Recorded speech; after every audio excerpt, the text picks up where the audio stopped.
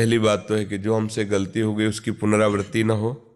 दूसरी बात है कि उस गलती को महापुरुषों से बता करके उनके अनुसार प्रायश्चित हो। अब जब गलती हो गई तो एक छोटी भी गलती होती है, एक बड़ी भी गलती होती है।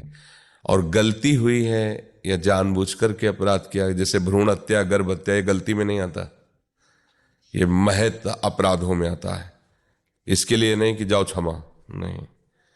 तुम जानती हो ना, तुम्हारे शरीर में एक चींटी काटे तो कैसा लगता है, और गर्भस्थ शिशु का गर्भ में ही कत्ल करवा दिया, उसको नष्ट कर दिया। इससे बड़ा पाप तुम्हारे लिए क्या हो सकता है। अपना बच्चा बाहर आंगन में खेलता हो, कोई आके एक थप्पड़ मारे तो तुम्हें बर्दाश्त नहीं होगा, और अपने ही बच्चे को गर्भ में तुम कत्ल करवा करके भ्रूण हत्या, गर्भ हत्या आदि करवाओ।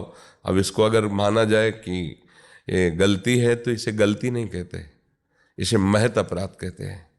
अब ये ऐसे हैं कि फिर ये समय आने पर भयानक दंड देते हैं, ये किसी को रोके नहीं रुकते ये अपराध। इसलिए सावधान होना चाहिए। अगर ऐसी कोई गलती है तो भगवान की शरण में आकर के फिर सप्ताह की श्रीमद् भागवत का अनुष्ठान करना चाहिए, क्योंकि भागवत सर्वसमर्थ है। अगर कोई ऐसी महत गलती हो गई तो उसको भी पवित्र करने की सामर्थ्य भगवान की वाणी में, भगवान के जश में, भगवान की महिमा में है। श्रीमद् भागवत का सप्ताह की संस्कृत से किसी विद्वान के द्वारा अनुष्ठान करवाए और उसको दक्षिणा आदि से तृप्त करके उसके चरणों की पूजा करे।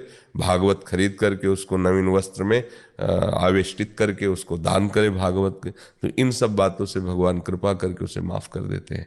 नहीं तो अपने जीवन में ऐसे ऐसे पाप कर बैठते हैं लोग जिनको जानते नहीं पाप है, और वो फिर आगे चलकर जो दुर्गति करते हैं, फिर कहते हैं भगवान मैंने क्या किया, ऐसा क्यों कर लिया। अब एक पुत्र को तुमने नष्ट किया, दूसरों को तुम्हारा कर्म नष्ट करेगा। भगवान